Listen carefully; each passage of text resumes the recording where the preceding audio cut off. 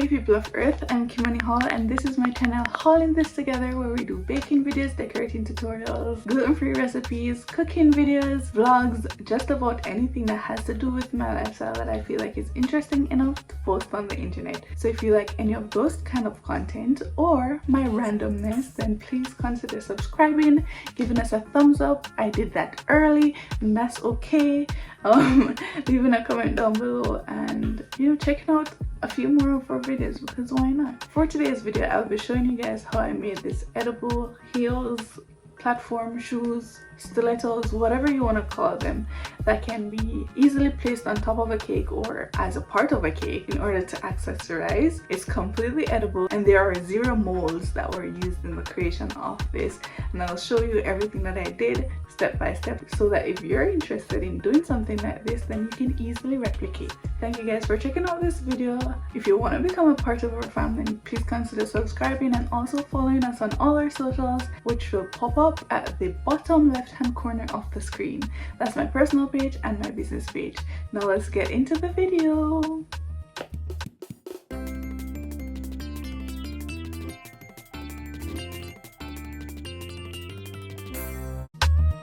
Okay guys, so I had this mold created for a previous project that was similar to this, but it would have been too big for this project and I didn't want to remake it. So I found this bowl in my kitchen that was at an angle and I decided to use that. I also have my template, which will be linked in the description box. So I'm starting with the heels. So here I have some black fondant. I didn't have any gum paste, but I'm just adding some Tylose powder to make it firm, pretty much making my own gum paste. So I gave that a pretty good knead, and now I'm rolling it into a ball so that I can turn it into like a conical shape, which would be the heel part of the shoes. So yeah, please wrap that extra gum paste in a Ziploc bag or something so that it doesn't dry out. I didn't, and I had to knead it with shortening to get it back. Anyways, so this is me creating that conical shape, as I said. So you want the bottom part to be pretty flat. So I got that flat impression using my non-stick mat, and now I'm just going over to actually slice away using, well, I'm using a palette knife, but I should have just used a sharp paring knife, but I didn't have one on hand. So now I'm just playing around with it, looking at my template and what it's supposed to look like, and trying to get it as close to that shape as I possibly can. This is just a base shape because, as you can see now, I'm looking to make sure that it is actually the shape and the size that I need it to be. So on my template you have the back view, the front view, and the side view. So I'm just going through so that I can get an actual 3D sculpture from the 2D images. So now that I got the shape I want, I cut out what would be the insole of the heels, and I'm just testing it on there to make sure that the shape at the top of my heel section, which is what I'm working on now, is the right shape, and it would just fall into place when I actually cut out the insole part of the heels. I hope I'm making sense. So I keep checking, and I made it a little bit smaller by like a millimeter or 2, because remember, the thickness of the fondant needs to be accounted for, and I just cut it to the height of my template because remember, we're going with the template. Now this is me just adding an indentation to show like the tip of the heels. That's it. Just remember that details count when it comes to doing any form of creation that is supposed to accessorize or add to the look of something. Now that was me trying to make sure that the height of the bowl was enough, while the depth of the bowl was enough for the height of the shoes.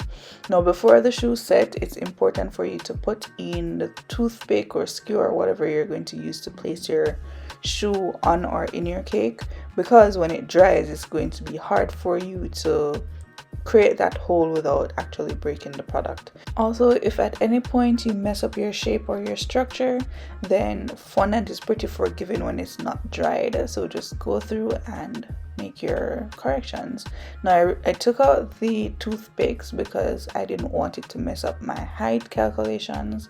Now I just cut out the different parts of the template so that I can actually recreate them with fondant pieces. So I left the heel section to dry because that part needs to be the firmest to actually hold the weight of the shoes. And now I'm working on the insole of the shoes. So I'm starting with black, and I'm just cutting it out using a sharp X-Acto knife. And now I wanted to make these red bottoms, so I'm just rolling a little bit of red fondant, and I added Tylose powder too. Now remember that fondant stretches, so instead of using the same template to cut out the red bottoms, I'm just placing that black directly on the red, and then I'm going to cut it out so that it is very exact and, you know, crisp.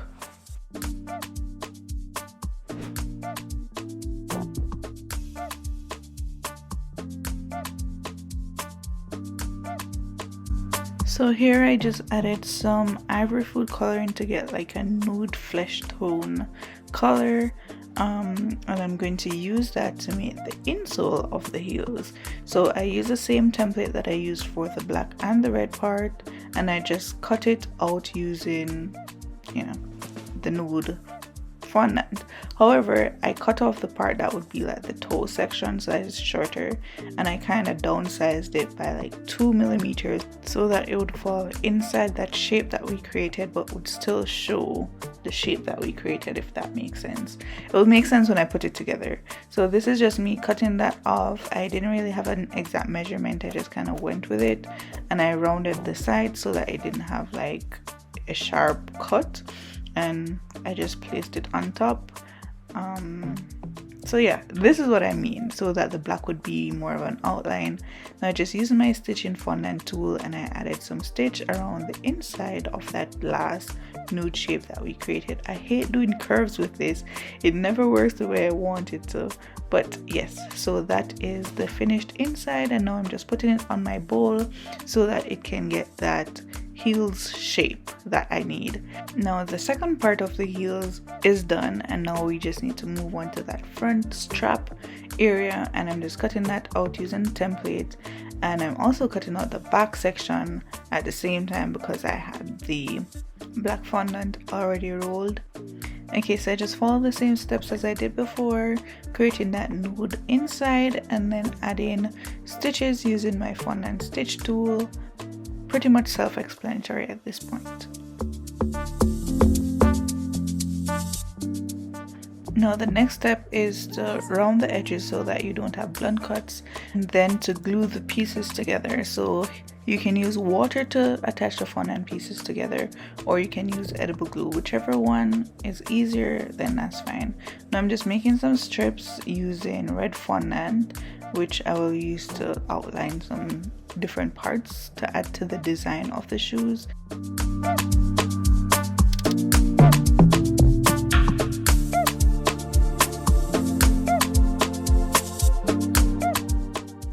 Okay, so for the front part, after gluing it, I just pushed a little bit of napkin in between that area to keep that shape while it dries.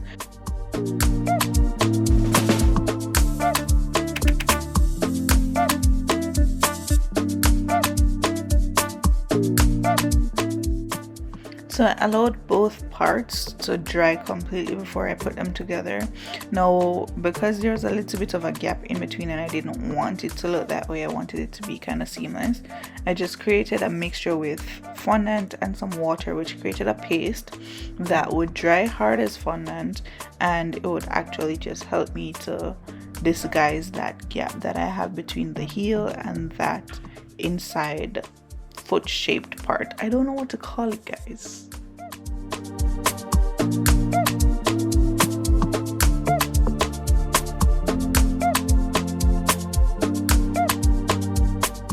Okay, so this last step is completely optional, but you know I had to add my GW golden shoe tag, because why wouldn't you want to brand your work?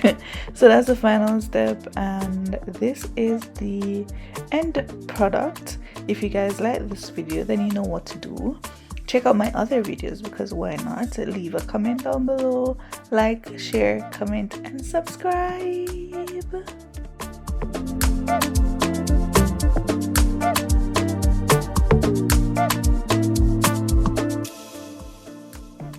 Okay guys, so that's the end of the video. If you like that video, then please consider giving us a thumbs up, subscribing and sharing, and also, you know, saving the videos. So if you ever need to make this edible cake accessory, then you know where to come to find that content. And thank you guys for your continued support. Don't forget to like, share, comment, and subscribing. I will see you guys next time with another video. Until then, stay golden.